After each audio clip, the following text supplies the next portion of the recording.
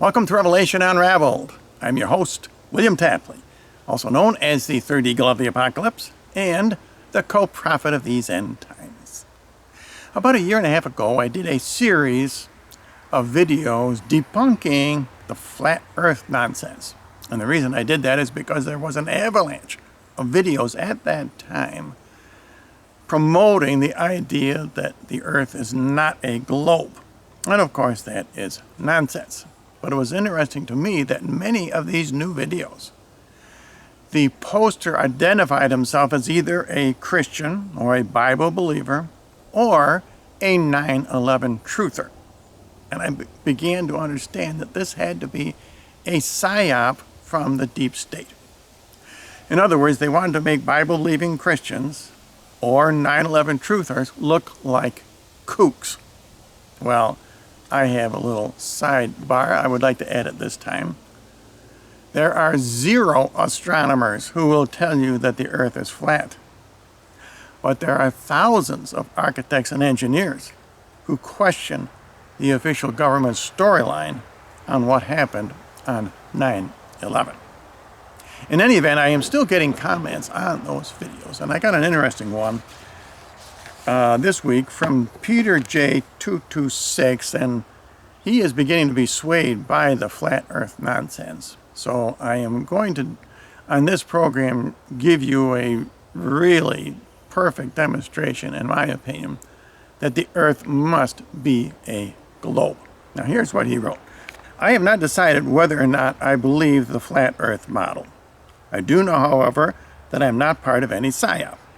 I am a private individual with no ties to any organization except the Catholic Church. Now that's kind of a red flag for me, because he identifies himself as a Catholic. Is he trying to make Catholics look like kooks?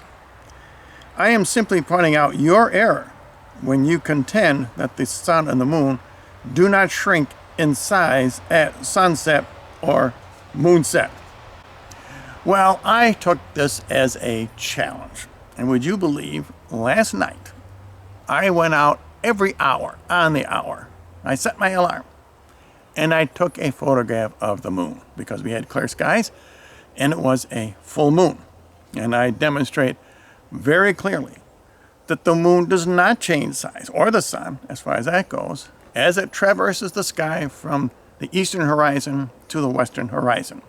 And it would have to on a flat earth model. It would be just like an airplane going overhead. It would be small in the distance, get larger overhead at full size, and then it would get small again as it approached the other horizon.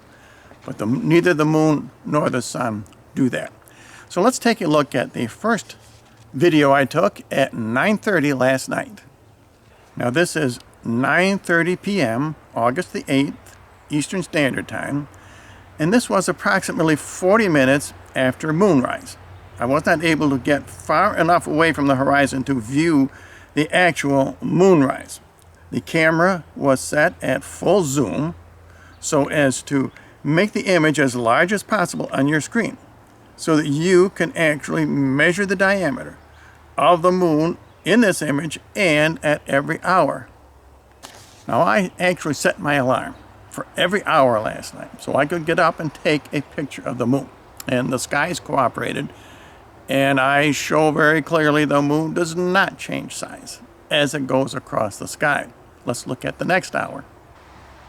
Now this shot was taken at 10:30 p.m. last night. Check out the diameter of the moon, and you will see there is no change from the size of the moon at 9:30 p.m. Okay, now let's check the size of the moon 1 hour later. This is 11:30 p.m., August the 8th, last night. This is a full moon, and it has now traversed 2 full hours across the night sky.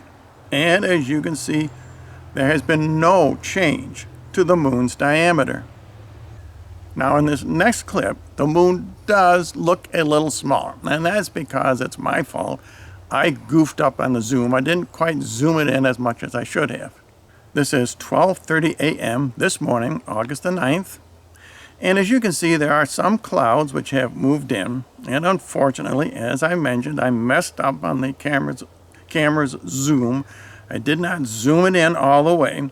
So in this particular shot, the moon does appear slightly smaller, but that's my fault entirely.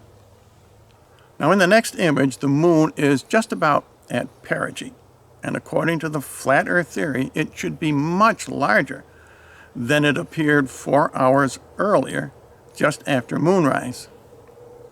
This image was taken at 1:30 a.m. this morning, and in this view there are still some clouds, but I have corrected the zoom on my camera, and as you can see, there is absolutely no size difference from my earlier images.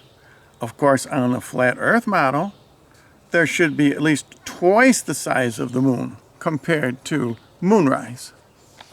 Now, this demonstration that the moon stays the same size all night long is very simple to do. You can do it yourself if you don't mind staying up all night long, or setting your alarm, that is. It is now 2:30 a.m. in the morning, August 9th, this morning, Eastern Daylight Time, and the moon is still the exact same size.